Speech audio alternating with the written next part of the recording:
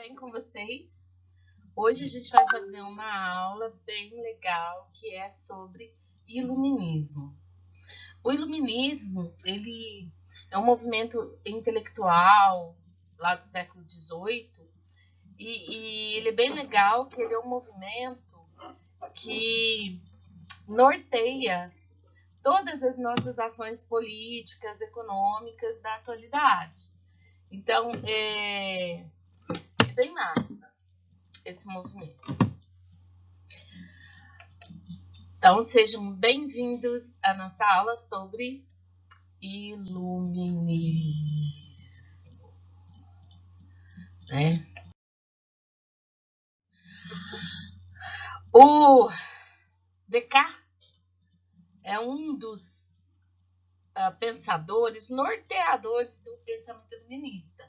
Ele, na verdade, ele é lá da Renascença, mas ele é o primeiro cara que fala assim, nunca devemos admitir senão aquilo que a razão nos mostra como evidente.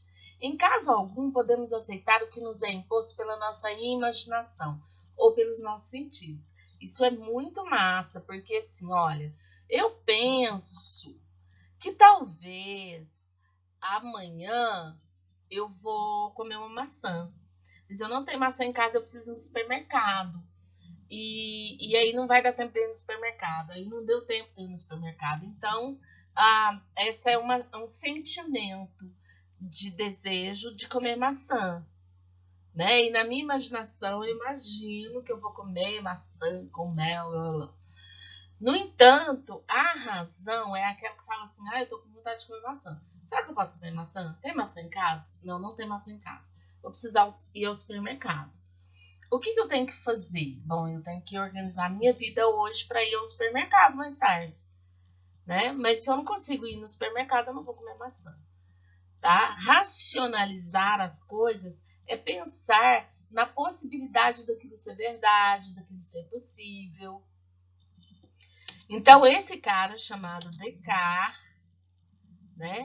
Esse sujeito chamado Descartes, ele está indicando que eu preciso pensar com a razão, que eu preciso pensar logicamente, tá?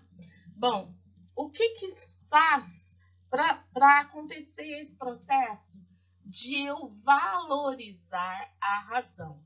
Começa, como eu disse para vocês, lá no Renascimento, com a ascensão econômica da classe burguesa, a classe que é proprietária dos meios de produção e dona do dinheiro. Essa classe, chamada burguesia, que é a dona do dinheiro, ela começa a ganhar muito dinheiro e a ganhar destaque na sociedade. Até então, a sociedade era feita de nobres, servos, camponeses, né? E a igreja. Essa classe burguesa, ela surge dos camponeses. E quanto mais rica ela fica, mais poder ela tem.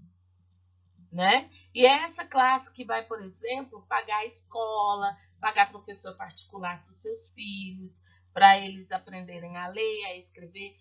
E, rapaz, quando a gente aprende a ler e a escrever, a gente aprende a dominar o mundo, né? Então, lá no século XVIII vai acontecer esse negócio chamado de Revolução Científica, que é o quê? Quando eu valorizo a ciência, aquilo que eu posso racionalizar, que eu posso pensar sobre, somar, dividir, ver as possibilidades de acerto, as possibilidades de erro e aplicar, né? Esses caras aí que fazem a Revolução Científica são os caras lá do Renascimento, o Galileu Galilei, é o René Descartes, é o Francis Bacon, é o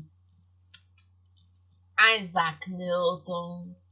Esses caras são os caras que falam, gente, peraí, vamos pensar sobre isso, vamos fazer assim, né? E uma das coisas que esses caras fazem é romper com o pensamento cristão. Veja bem, romper com o pensamento cristão não é deixar de acreditar em Jesus Cristo, mas é pensar assim, cara, tudo acontece porque Deus quer, será que eu não tenho influência nisso, não? Né, gente? Gente, porque quando eu faço um negócio errado, vai dar merda. Se eu fizer errado, não vai dar certo, vai dar ruim. Né? Vai dar ruim. Então não é tudo culpa de Deus, não. Tem um bocado de coisa que é culpa minha. Eu escorreguei na casca da banana porque Deus quis. Não, é porque eu sou porca, larguei a casca da banana lá no chão. Né? E por isso eu escorreguei. Se eu tivesse colocado no lixo, que é o lugar do lixo, não teria acontecido isso. Concordam? E o outro fator que fez acender esse pensamento racional foi a crise do antigo regime. O que é esse antigo regime? É o absolutismo junto com o mercantilismo. Sistema político, absolutismo. Sistema econômico, mercantilismo. No absolutismo, o rei mandava em tudo. O rei era o cara. Então ele falava, desce, sobe, entra, sai. E esse rei podia ser um cara massa, podia ser um cara legal, um cara que raciocina, um cara que pensa, né? Mas ele também podia ser um maluco qualquer, um maluco, um chapado, um beberrão, que resolve que vai, por exemplo, andar pelado em cima de um cavalo. E que isso é legal para todo mundo fazer. Vamos todo mundo andar pelado em cima de cavalo. Né? Então, a experiência com o absolutismo é uma experiência muito de vontades mimadas de reis que assumem o poder às vezes muito cedo, com 12 anos, com 10 anos. O rei mais novo assumiu o poder, eu acho que foi um português, que assumiu com 9 anos de idade. Então, quer dizer, um carinha com 9 anos de idade, ele não tem a mesma maturidade do cara de 20, que já é novo. Né? E eles têm muitas experiências desse tipo. O que pode acontecer quando um rei assume um poder muito jovem? Ele pode achar que realmente tudo é da vontade dele, ele faz o que dá vontade, não o que o reino necessita, o país necessita. Ou ele pode também ser manipulado por um ministro. E aí, quando ele é manipulado por um outro ministro, quem vai governar é aquele ministro que também vai governar conforme as ambições dele. Tá? Uma outra coisa, pelo mercantilismo, era o rei que decidia quanto custavam as coisas, como que eu ia vender, o que eu ia vender e por quanto eu ia vender. Para ele calcular, obviamente, o imposto dele, né, gente? Então, esse antigo regime é o regime da vontade absoluta do rei. Sendo o regime da vontade absoluta do rei, ele não é racional. Né? Ele é da vontade, não é da necessidade do reino, mas da vontade pessoal do rei. Por isso mesmo é que esse regime começa a entrar em crise. Acho que é importante falar que o antigo regime existiu porque no final do século XIV, a peste negra, as crises econômicas, fez com que o Estado tivesse a necessidade de um pulso forte. Então, esse rei acabou assumindo todos os poderes do Estado porque ele precisava resolver. Mas isso foi lá no século XIV. Agora, no século XVIII, já com a maior parte dos problemas resolvidos, né, o rei passa a governar pela vontade e com o direito divino de governar. Então, os iluministas vão começar a questionar esse negócio. Né? Por que o rei tem direito divino de governar? Cadê a autorização de Deus para o rei governar? Eles começam a questionar tudo isso. É assim que nasce, então, esse pensamento iluminista.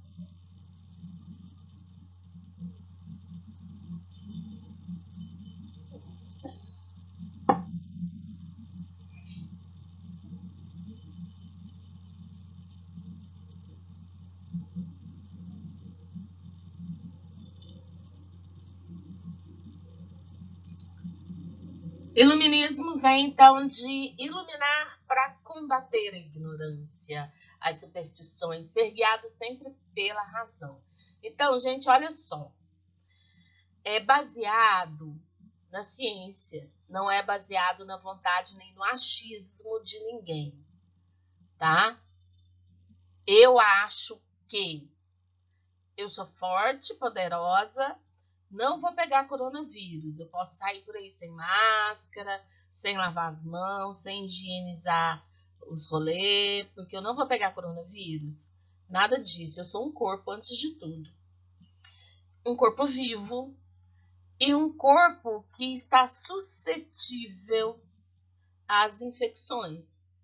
Racionalmente, o que eu preciso fazer é prevenir para não ser infectado por nada. Então, eu vou lavar a mão. Por exemplo, depois que eu for ao banheiro, eu vou lavar minha mão, porque senão eu posso pegar aquela bactéria lá das fezes, né? Eu vou lavar a mão sempre que eu chegar de casa, porque eu peguei dinheiro para depois chegar da rua, né? Vou pegar dinheiro, vou passar a mão, pegar em tudo quanto é lugar, então eu vou higienizar minhas mãos, vou higienizar o negócio que vem do supermercado, que também todo mundo vai ali, tosse, cospe, enfim, né? O iluminismo ele vem disso, de eu utilizar a minha razão para prever acontecimentos nefastos, ruins para mim, para minha família. E pensar, gente, que assim, só porque eu passei debaixo da escada o negócio vai dar certo, vai dar errado, vai dar ruim, não. Pode ser que não, mas não tem problema também eu tirar a escada, né? Porque eu vou passar embaixo da escada, porque a escada não tá num lugar legal, né? Vou passar embaixo da escada e corre risco da escada realmente cair na minha cabeça, porque eu tô debaixo da escada, né? Vamos tirar a escada do lugar. Agora, também se eu tiver que passar debaixo da escada, o cara tá arrumando poste, eu vou passar debaixo da escada, é perigoso? É perigoso porque a escada pode cair. Tá? Não porque tem uma maldição de passar debaixo da escada, nada disso. Perigoso porque a escada pode cair, tá? E é isso, combater essas ignorâncias, essas superstições, junto com o desejo da burguesia de evitar a intervenção do rei, porque veja bem, quem vende as coisas é a burguesia. Quem cria fábricas é a burguesia. Se o rei fala para mim assim, olha, você não vai vender roupa, mas o que eu sei fazer é roupa. Aí o rei fala assim para mim, não, menina, vende sapato, mas eu não sei fazer sapato. Então o rei estava interferindo muito nos negócios da burguesia, e a burguesia falou assim, velho, não faz sentido esse negócio que esse rei tá falando. Né? Não tem menor sentido esse negócio aí, esse bagulho aí que esse rei tá falando. Então, se não faz sentido o que o rei está falando, eu vou pensar que esse rei não serve para mim. Eu vou... Precisa resolver, gente. Como é que é? A gente vai ficar a vida inteira agora com esse rei? Vai, né? Porque é monarquia hereditária.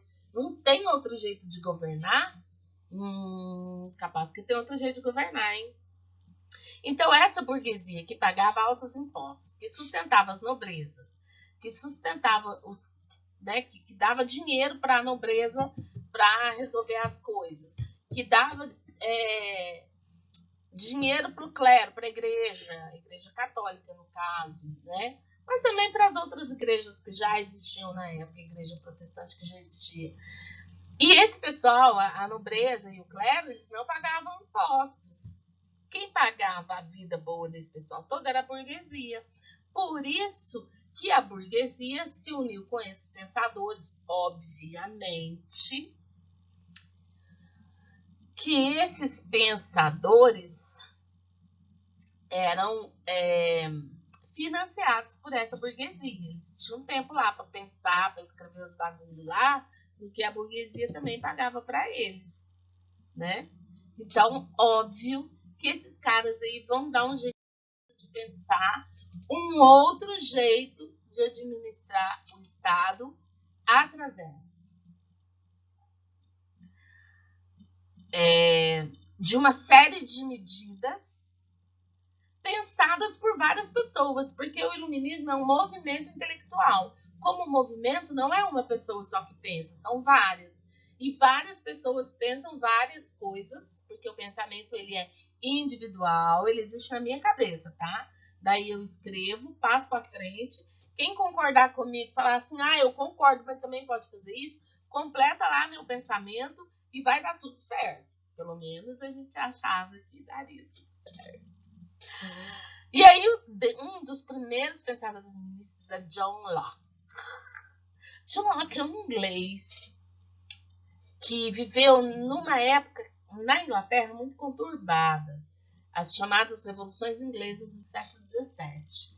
Ele passou por quase todas as revoluções, mas principalmente pela Revolução Inglesa de 1678, se eu não estiver enganada, que é a chamada... Ele passou pela Revolução Puritana em 1648, muito jovem ainda, e depois pela Revolução Gloriosa, 1688, se eu não estiver enganada. E aí, nessas revoluções, essa revolução aconteceu assim, olha, um grupo de homens endinheirados, poderosos, esse grupo de homens juntou para derrotar, tirar um rei do poder, porque esse rei não deixava os caras ganhar dinheiro. Então, eles tiraram esse rei do poder, assumiram o poder por um tempo, para criar leis que beneficiassem a burguesia. Quando esse cara, um sujeito chamado Oliver Cromwell, quando esse cara morreu, houve uma restauração da monarquia. E aí essa monarquia chegou com tudo dando pancada na burguesia. Aí a burguesia disse, não. Teve uma outra revolução, essa Revolução Gloriosa, que tirou aquele rei do poder e colocou outro rei. E esse rei teve que assinar um rolê lá chamado Bill of Rights, que é uma concessão de direitos. Eles chamam de petição, mas não é uma petição. É uma concessão de direitos para que os parlamentares pudessem governar em lugar do rei. A partir daquele momento, a Inglaterra inaugura uma outra forma de governo chamada parlamentarismo. A gente vai falar disso depois em outro vídeo. Então, no parlamentarismo, o rei reina, mas não governa. Tá? O que acontece, então? John Locke estava lá, estava junto da galera, e ele falou assim, rapaz, qual que é a função do Estado? A função do Estado é zelar e defender os direitos naturais do cidadão. O que é o direito natural? Que eles chamam de direito natural. O direito à vida, à liberdade e à propriedade. Esses são os direitos naturais do cidadão. Compreende? Muito bem. A partir da defesa desses direitos naturais, dele achar que, bom, o rei é que tem que defender o direito à vida. Se o cara morre de fome, o rei não está fazendo o trabalho dele direito. O direito à liberdade. Se tem algum cidadão que me impede de andar na rua livremente, o rei não está fazendo o trabalho dele direito. E o direito à propriedade. Eu tenho o direito de ter a minha casa, de ter o meu comércio, de ter a minha fábrica. Eu tenho o direito de possuir coisas. Né? Mas o Locke falava que a primeira propriedade do indivíduo é o corpo do indivíduo.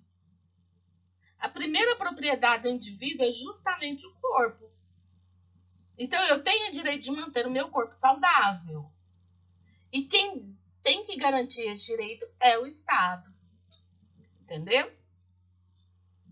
Mas se o rei não pudesse garantir isso, o povo também tinha o direito de se revoltar contra o rei e tirar aquele rei do poder.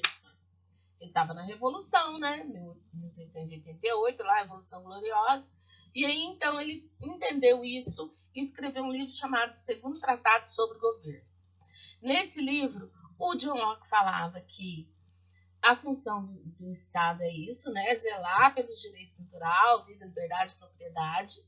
E falava também que era possível fazer um contrato social e criar um corpo de legisladores que seriam os caras mais importantes do Estado.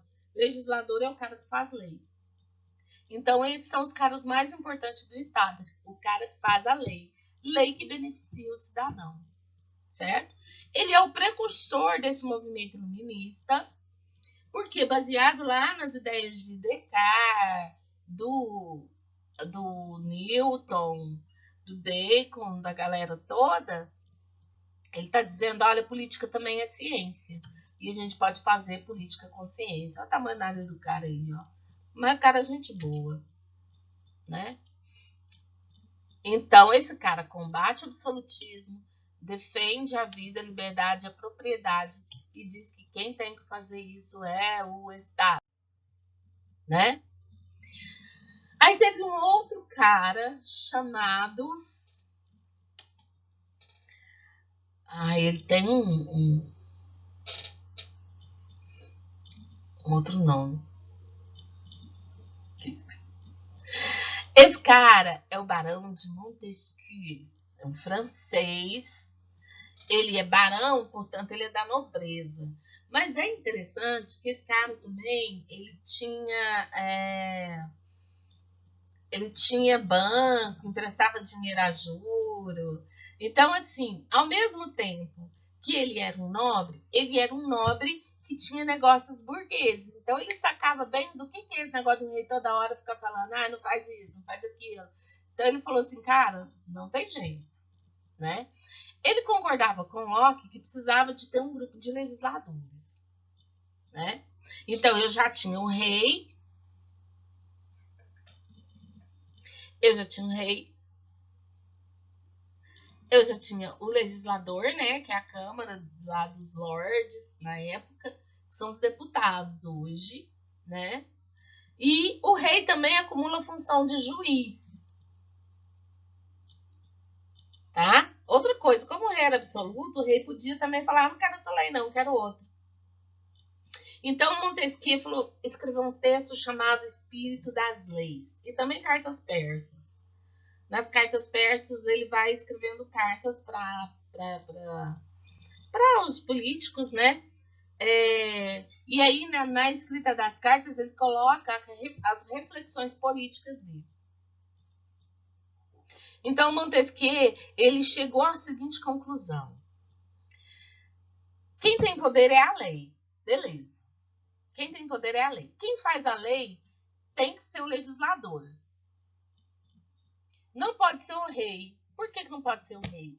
Porque o rei é o cara que deve garantir que a lei seja cumprida.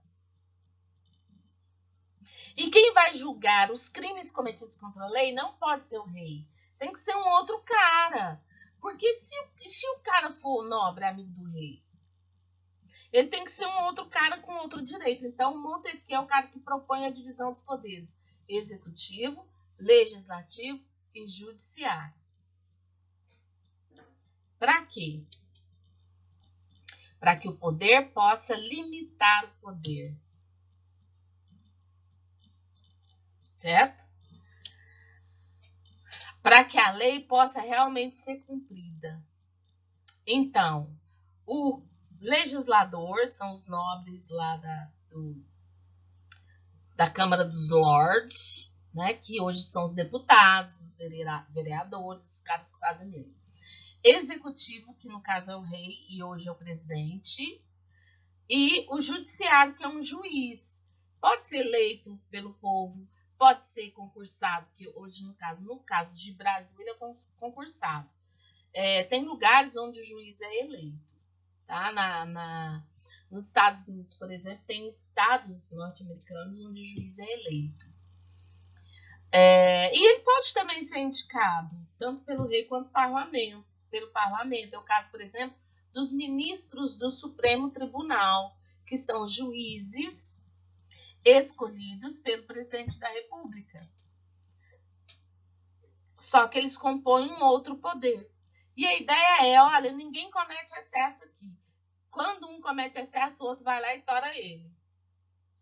Tá? Por isso, gente, que tem muito presidente que paga uma grana para deputado aprovar a lei que ele quer. Porque se a Câmara do Deputado não quiser aprovar a lei que o governador lá quer, tipo, por exemplo, a lei das armas, né? Se a Câmara não aprovar, ela não passa. Mas eu preciso que essa lei seja aprovada, porque é um projeto que eu tenho de governo. Então eu vou pagar os caras para aprovar minha lei. Eu faço um jantarzinho, distribuo umas maletinhas com uns treininhos lá dentro, entendeu? Latinha lá, azulzinha, verdinha lá dentro. Tá tudo certo. Isso se chama corrupção, tá? Teoria de Montesquieu não é essa não, não é para pagar nada não. Teoria de Montesquieu é justamente para evitar essa palhaçada. Palhaçada chamada corrupção. Tá? Então, Montesquieu falou assim, vamos dividir o poder para que um poder possa vigiar o outro poder. Ele falou isso. Foi isso que ele falou. Aí os caras estão fazendo o quê? Palhaçada. Cometendo atos ilícitos. Corrupção. Ok? Bom, esse cara que eu vou falar aqui, ele é um crítico grande, tá? Ele é o senhor José-Marie Voltaire. O Voltaire dizia o seguinte: só haverá liberdade quando o último rei for enforcado nas tripas, com as tripas do último padre. Veja bem, o cara não gostava de rei, também não gostava de padre, não gostava de igreja, não. Né? Ele dizia que tanto o rei quanto o padre são os caras que escravizam a gente, são os caras que fustigam o povo. E que a gente não pode falar nada porque os caras acham que está falando dele. Então ele é crítico da religião, do clero e do poder, não é nem da religião em si, gente. Não é nem do cristianismo em si, mas do poder que os caras da igreja têm sobre a monarquia, no caso, a nobreza. Que os caras da igreja têm sobre o rei. É isso que ele está criticando. Né? E ele é um exímio defensor da liberdade de expressão. Tanto que é atribuída a ele essa frase, ó. Posso não concordar com nenhuma dessas vossas palavras, mas defenderei até a morte o direito de enunciá-las. O vosso direito de... Ele está dizendo o seguinte, eu não concordo com você não, mas você tem direito de dizer. Né? Sabe aquele negócio quando você fala assim, ó, fulano é feio, e eu falo, nossa, eu não acho fulano lindo, né? Bom, você acha ele feio, você tem o direito de dizer que ele é feio. Mas peraí, calma lá. Você tem o direito de expressar, mas não tem o direito de ofender. Quando você ofende, a gente não está falando mais de liberdade de expressão. Quando você ofende, a gente está falando de crime, de agressão, de violência. Tá? Liberdade de expressão, tipo, não gosto de preto não, preto pra mim tem que morrer. Ou, isso é violência. Não fala isso pra mim não que eu te processo. Entendeu? Você não pode dizer isso. Você não pode dizer que fulana é feia, que fulana é gorda, que fulana é chata. A menos que você vai dizer assim, olha, para uma amiga sua, tá? Olha, você precisa emagrecer porque você tá doente. Então você vai dizer isso para uma amiga sua. Não em tom de ofensa, tá? Mas você não pode ficar falando as coisas assim, ó. Isso não é liberdade de expressão, isso é violência. Liberdade de expressão é dizer, olha, eu não concordo com esse governo por isso. Porque esse governo não é racional. Tá? Eu posso dizer isso. Mas eu não posso usar palavras de baixo calão, ainda que eu pense. Eu não posso expressar. Entendeu? Então não posso dizer que esse governo é um imbecil. Isso é violência. Posso até pensar, mas não posso expressar, porque é violência. Ok? O Voltaire escreveu o Dicionário Filosófico E escreveu também cartas inglesas. O povo gostava de escrever carta. Por que o povo gostava de escrever carta, gente? Sabe esses textão de Facebook? Então, carta era tipo esse textão de Facebook. Então, o cara escrevia, muito bem escrito, e ao escrever ele refletia, por isso que a maior parte deles são filósofos, porque eles refletiam sobre o que eles estavam dizendo. Aí podia apagar a carta, escrever de novo, e aquelas cartas acabavam virando um grande texto com teorias filosóficas. Por isso que eles gostavam bastante de escrever carta. Certo? Aí vem um outro cara. Tem gente que tem vários problemas com esse cara. Eu talvez tenha também um pouquinho. Tá? Esse cara é o senhor Jean-Jacques Rousseau. Francês também. Tá? Ele também tem um pé na nobreza, um pé na burguesia. E o Rousseau, ele é considerado, tipo, o pai da democracia moderna. Tá? Ele diz o seguinte, ele escreveu uma obra chamada Contrato Social, onde ele diz que a gente estabelece um contrato. Ele volta, na verdade, lá num cara do absolutismo, que é o Thomas Hobbes. O Thomas Hobbes também fala isso, que ele estabelece um contrato com o rei, com a governança. O cara me governa. O Hobbes dizia que eu não dou conta de me governar, que no estado de natureza a gente é selvagem e que o Estado traz a civilização, porque é um homem que vai evitar com que eu entre em guerra o tempo todo por qualquer coisa, né? O Rousseau, ele vem com essa ideia do contrato social do Hobbes, mas ele já fala o seguinte, olha, o Hobbes dizia que o homem era um selvagem, e um selvagem disposto à violência. E eu estou dizendo que não. O homem, ele é bom por natureza. Ele é bom, ele é legal, ele é colaborativo. E o que corrompe o homem é a sociedade. O que é a sociedade para o Rousseau? É esse contrato onde a gente vai viver em grupo, feliz para sempre. No entanto, a gente só vai viver feliz se eu tiver o meu pedaço de terra, se eu se eu for rei, se eu for amigo do rei, se eu entrar em disputa para ser o melhor. Então, ele fala que a sociedade é hierarquizada. E sendo a sociedade hierarquizada, eu vou lutar para ser melhor que o outro. Por isso que ele fala que o homem nasce bom. E quem corrompe ele é a sociedade, né? Em tese, é assim, ó, no contrato social, o povo ele é soberano. Então, todo poder é mandado ao povo e em seu nome é exercido. Quem falou isso foi ele. Não sei. Como que ele é soberano? Bom, ele tem o direito de voto. Ele vota em quem ele acha que pode defender aquilo que é melhor para ele. Ele vota. Quem vota? Todo mundo. Nossa, o Locke ia falar para ele, velho, não é todo mundo não. Tem que votar a nobreza, porque a nobreza é melhor que o resto. Porque, entendeu? O Locke também era. Ou os representantes do povo que são estudados, que são inteligentes como a gente. Filósofo. E o Rousseau dizia que não, peraí, você vai governar para todo mundo? Vai governar para rico e vai governar para pobre. Então, se o rico vota, o pobre também tem que votar. Porque vai governar para todo mundo.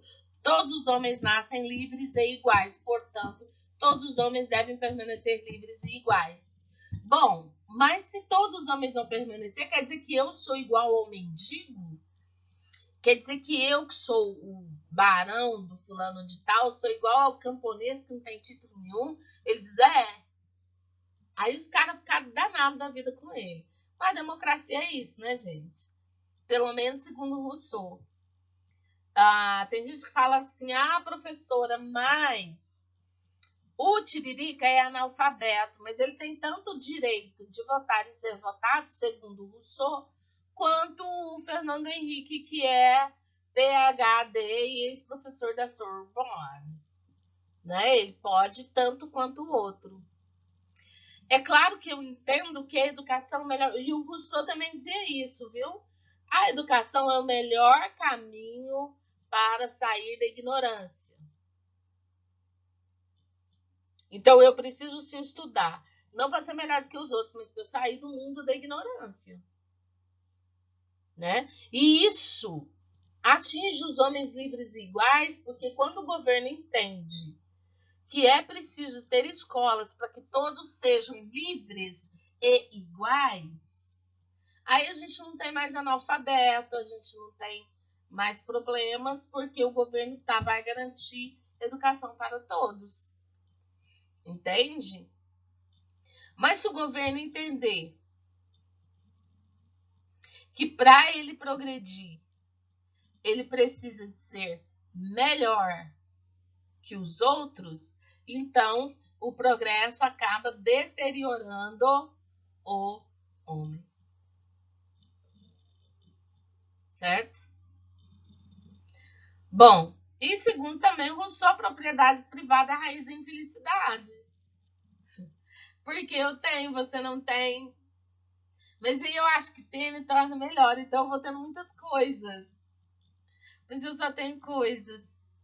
Você diz, não, para com isso, todo mundo tem que ser igual a tudo. Né? Enfim, por causa das ideias muito para frentex do Rousseau, ele chocou um bocado a galera. Tá? E agora, tem gente que tem várias críticas ao Rousseau. Mas tem gente que tem crítica ao Voltaire, tem gente que tem crítica ao Locke, tem gente que tem crítica ao iluminismo. A minha crítica ao movimento iluminista é que ele parte do pressuposto de que todas as ideias daquela razão estão corretas e que só existe uma razão no mundo, né? Existem outras construções racionais. Na América, entre os indígenas, entre os africanos, né? Os indígenas, por exemplo, têm uma racionalidade máxima no que se refere à preservação do ambiente. Se você destrói a floresta, você destrói a vida. Isso é sabedoria indígena, conhecimento indígena. Ele está errado? Ele está errado? Se a gente destruir a floresta, a gente não tem mais ar puro, a gente não tem mais água pura, a temperatura vai subir. O que está acontecendo hoje? Só isso. O tempo está aí para mostrar que a racionalidade indígena está certa. Ok? Bom, então esse período é riquíssimo, né? Todo mundo pensando, todo mundo criando teorias, todo mundo no lerê, intelectual, né? Aí vem uns caras e falam assim, nossa, muito massa tudo isso. Vamos escrever um livro? Vamos. Como assim escrever um livro? Sobre o quê? Sobre tudo. Sobre tudo. Escrever um livro sobre tudo que todo mundo já produziu de conhecimento, né? Então a gente pega lá desde a Grécia Antiga e traz até os dias atuais. Não, massa, né? Massa, tipo o quê? Uma enciclopédia? É, tipo uma enciclopédia. Todo mundo vai contribuir. Todos os filósofos, os estudiosos da época, todos eles vão contribuir. Então a enciclopédia, ela é feita de verbete. É um resumo de todo o conhecimento produzido no mundo desde a antiguidade até a atualidade, no caso, do século XVIII. Né? Esse negócio deu muito certo. Deu muito certo. Eles publicaram um compêndio com 30 volumes. Olha que massa. 30 volumes. E depois, com o tempo, as pessoas foram reeditando. Foram fazendo novas edições. Cada conhecimento que ia surgindo, o cara ia lá e colocava lá um resuminho daquele conhecimento. Então você vai encontrar na enciclopédia tudo sobre coisas, pessoas e ideias. Tá? Quem organizou a primeira enciclopédia foram os franceses Denis Diderot e Jean d'Alembert. Esses caras aqui é que organizaram essa enciclopédia. E é claro que com a colaboração de todo mundo que estava vivo naquela época e que conhecia um bocado de um monte de coisa, né? Entre outras pessoas. A gente está citando Voltaire, Montesquieu, Rousseau, mas né, vários outros contribuíram aí para a escrita dessa enciclopédia. E é claro que a igreja falou assim, não, palhaçada é essa? Todo mundo vai ter conhecimento? Não. Né?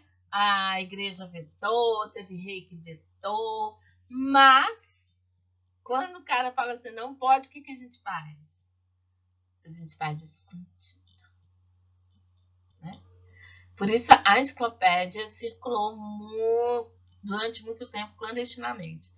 Até chegar um grupo de reis chamados de déspotas esclarecidos que disse, não, o conhecimento tem que atingir e tal. E aí os caras liberou a enciclopédia.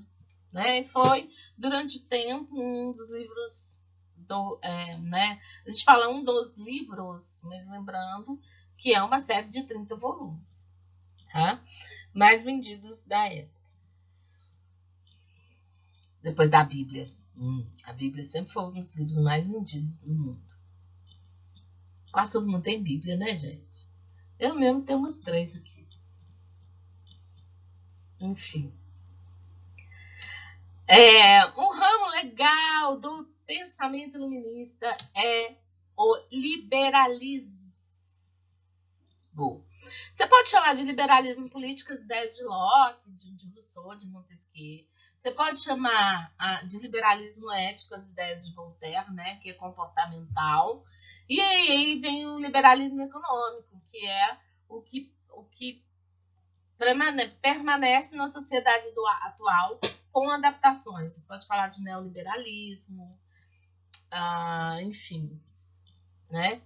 E essa ideia ela começa lá com Adam Smith e vai passar por vários outros. Adam Smith é um dos mais comuns e lidos desses caras. Ele escreveu um livro chamado A Riqueza das Nações e ele vai fazer o primeiro estudo do sistema capitalista. Então ele vai entender como é que funciona o sistema capitalista. O que é o sistema capitalista? É o sistema onde circula o capital, o dinheiro. Capital, dinheiro que é aplicado, vira mais dinheiro. Capital é isso. Capitalismo é o sistema baseado na produção de dinheiro. Tá? E o que gera dinheiro? Aí vem um que fala assim, é o ouro. O outro fala assim, não, é produto. E o Smith vem e fala assim, que o que gera dinheiro é o trabalho. Porque eu preciso de trabalhar para produzir ouro, para produzir alimento, para produzir vestuário, para produzir coisas em geral. Eu preciso de gente que trabalha. Então, o Adam Smith, ele é o pai do liberalismo porque ele atrela a noção de riqueza à noção de trabalho. Quanto mais você trabalha, mais você enriquece, porque mais você produz coisas para o seu enriquecimento. Certo? Adam Smith. Gente, olha aqui, ele usa uma peruca porque ele é um nobre. A maior parte desses caras tem um pé na nobreza, um pé na burguesia. Tá? Bom, o que eles defendiam de modo geral, então? A liberdade de mercado, a propriedade privada e o individualismo. Tá? Tipo assim, olha, eu tenho o direito de ter o meu comércio, a minha fábrica, a minha empresa. Eu tenho o direito de vender o que eu quiser sem o rei me atormentar. Eu tenho o direito de cobrar quanto eu quiser sem o rei me atormentar. O rei não pode interferir na economia. Então, eles são os primeiros a dizer o rei não pode interferir na economia. A economia ela tem uma lei própria, a lei do mercado. E a lei do mercado ela caminha por ela mesma. Laissez-faire, laissez-passer, le bon lui pour si moi. Por si mesma, por lui-même, tanto faz. Enfim, o mundo caminha por ele mesmo, tá? Quem vende mais? Quem tem o melhor preço e a melhor mercadoria. E se eu botar minha mercadoria mais cara? Se vira aí, velho, mas em geral você tá fadado a morrer, porque a lei natural é a lei da oferta e da procura. Tá? Se o cara tá procurando sapato, você tem que produzir sapato. Se o cara produz roupa, você tem que produzir roupa. A gente vai ver mais tarde que aí tem uns processos de crise. Mas, teoricamente, o liberalismo é a ideia de que o rei não pode interferir na economia. Tá? O mercado tem leis naturais que seguem isso. Aí, junto com Adam Smith, vem aí Thomas Malthus, que diz que existe aí no mundo uma seleção natural. A seleção natural é a seguinte: quanto mais alimentos você produzir, mais gente você vai alimentar. Se o cara não produzir alimento, ele vai morrer naturalmente. Então, o que você tem que fazer? Produzir alimento para você continuar vivo. Se você não produzir, você vai morrer. Né? E o David Ricardo, que também defende essa ideia de que existe uma lei própria do mercado. Ok, muito bem.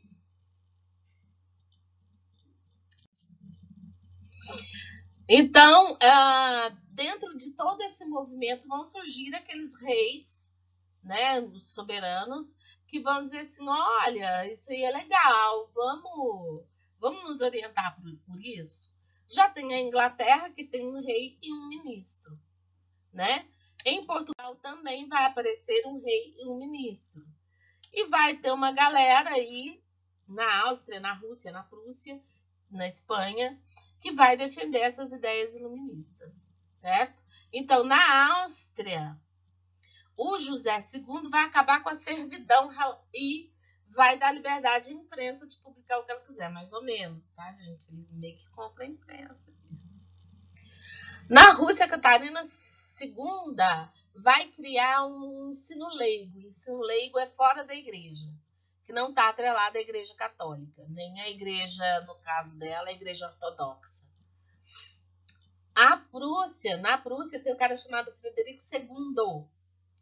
O Frederico II, ele também é chamado de rei filósofo, ele acabou com a tortura e instituiu o ensino obrigatório. Gente, a Prússia é uma parte do território da Alemanha. Depois a própria Prússia vai unificar outros estados para formar a Alemanha, tá? E na Alemanha o ensino é obrigatório. Tem uma galera que sai daqui para estudar na Alemanha. A Alemanha é um dos países mais escolarizados do mundo. A Alemanha, a Finlândia, mas um dos países mais escolarizados do mundo é a Alemanha. E isso é uma herança da Prússia, tá? Isso não quer dizer que os caras são bons, não, tá, gente? Estudar é bom pro bem e pro mal. Conhecimento é bom pro bem e pro mal, tá? Em Portugal, o rei era o José I, mas o cara que mandava em Portugal era o Marquês de Pombal. Então, o Marquês de Pombal ele cria uma política que combate a influência inglesa, que dá autonomia e soberania a Portugal, que incrementa a produção industrial e também combate a influência política da igreja. Ele cria uma treta grandíssima com os jesuítas. E, claro, como a gente até então era parte de Portugal, influencia na política brasileira também. Isso a gente vai falar numa outra oportunidade, né? E na Espanha, o Carlos III, que reduziu a tortura, diminuiu a influência da igreja, expulsou também os jesuítas. Só que no caso, Carlos III também era orientado pelo Aranda, que era o ministro lá. E é isso, o iluminismo ele fez uma revolução no no mundo. A partir daí, as ideias mudaram todas. A gente passou a pensar que o rei podia não ser o rei, pode ser o presidente. Nossa, é mesmo um cara que fica aí um tempo no poder, 4 anos, 5 anos, 6 anos, no máximo, no poder. E aí depois a gente troca ele, volta em outro, né? Nossa, e se eu, uma pessoa comunzona, assim, né, pudesse ser uma deputada, uma vereadora, ia ser massa, porque eu tenho ideias que os aristocratas não têm. Então, tudo isso, toda essa transformação que ocorre no mundo, ocorre, sim, em função do movimento iluminista, sim. As ideias que a gente tem de liberdade, de direito de voto, de liberdade econômica, tudo vem desse povinho aí, iluminismo. Então, ó, cantar uma coisa pra vocês, esse povo aí não é brinquedo não, viu? Não é brinquedo. E é isso.